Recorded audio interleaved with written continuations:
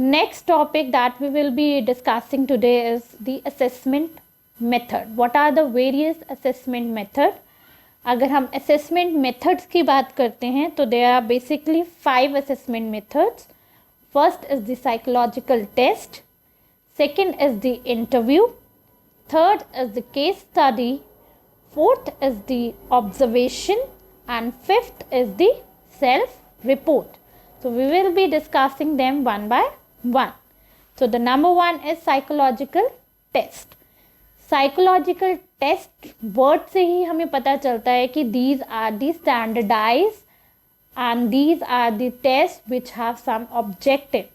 So they are formed basically to assess some of the characteristics of an individual. Like if we have to assess the IQ of the person, that IQ test will be conducted basically by the trained psychologist. No individual can conduct that test until he is well trained in that profession. So these are basically the standardized test. अगर हम इसका बात करते हैं कि ये हम कहाँ पे यूज़ करते हैं इन टेस्ट को, these tests are basically used for clinical diagnosis, for placements and training, for personal selection के लिए यूज़ करते हैं. Next is the interview. Interview से ही हमें पता चलता है कि these are the face to face interaction. अगर हमें किसी पर्टिकुलर पर्सन के बारे में इंफॉर्मेशन लेनी है तो वी प्रेफर इंटरव्यू, क्योंकि उससे हम डायरेक्टली उस बंदे को अच्छे से जान सकते हैं. तो they are basically used by the counsellor, क्योंकि काउंसलर जो है फेस टू फेस इंट्रैक्शन में बिलीव करते हैं, 1-to-1 सेशंस में बिलीव करते हैं. So interviews are very effective. Next is the case study. अगर हम केस स्टडी की बात करते हैं तो अगर हमें एक इंडिविजुअल की डेप्थ में नॉलेज चाहिए, अगर हमें एक इंडिविजुअल का साइकोलॉजिकल एट्रीब्यूट्स के बारे में जानना है या उसकी फिजियोलॉजिकल हिस्ट्री के बारे में जानना है, तो हम बेसिकली प्रेफर करते हैं केस स्टडीज़ का. If we talk about case studies, तो केस स्टडीज़ कहाँ यूज़ होती हैं? Case studies clinical psychologist use करते हैं. Why they use? Because they have to understand the depth of their client. जो भी client उनके पास आ रहा है उसमें वो प्रॉब्लम क्यों ओरिजिनेट हुई, कैसे ओरिजिनेट हुई, कब ओरिजिनेट हुई, अब वो ओरिजिनेट होने के बाद कितना प्रॉब्लमेटिक सिनारियो है, अब उसको कैसे ट्रीट करना है. तो उस इंफॉर्मेशन को गैदर करने के लिए उनको प्रॉपर एक केस स्टडी करनी पड़ती है. तो वो केस स्टडी वो in the form of interview conduct कर सकते हैं, क्वेश्चनरी दे सकते हैं, या वो उस क्लाइंट को ऑब्जर्व भी कर सकते हैं. तो बेसिकली केस स्टडीज़ कहाँ यूज होती है? Case studies basically clinical psychologist use करते हैं.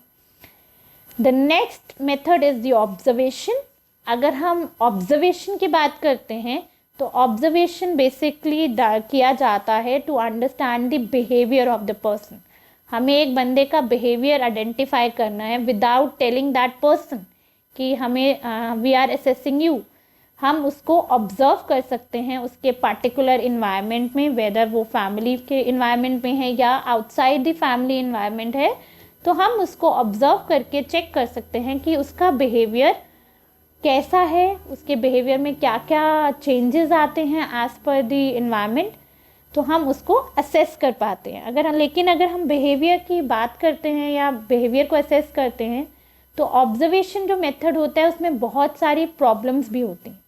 Like we have little control. हमें सिचुएशन पे कंट्रोल नहीं होता है, हम इन्वायरमेंट को कंट्रोल नहीं कर सकते हैं, एंड वी कैन नॉट जज दैट कि द पर्सन जिसको हम ऑब्जर्व कर रहे हैं वो एग्जैक्टली उसी तरह का बिहेव करेगा हर एक इन्वायरमेंट में. And the second problematic is that कि जो भी रिपोर्ट एज अ ऑब्जर्वर मैं बना रही हूँ वो मेरी ऑब्जर्वेशन है. मे बी जो दूसरा कंडक्ट कर रहा है या दूसरा कोई उसको ऑब्जर्व कर रहा है उसकी इंटरप्रिटेशंस डिफर हो सकती हैं. अगर हम एक बंदे की ऑब्जर्वेशन कर रहे हैं तो हमारा जो रिजल्ट आ रहा है, जो भी हम इंटरप्रिटेशंस कर रहे हैं, that interpretations will match with the other observer too. तो उसमें चेंजेस, वेरिएशंस हो सकती हैं. The last method is self report.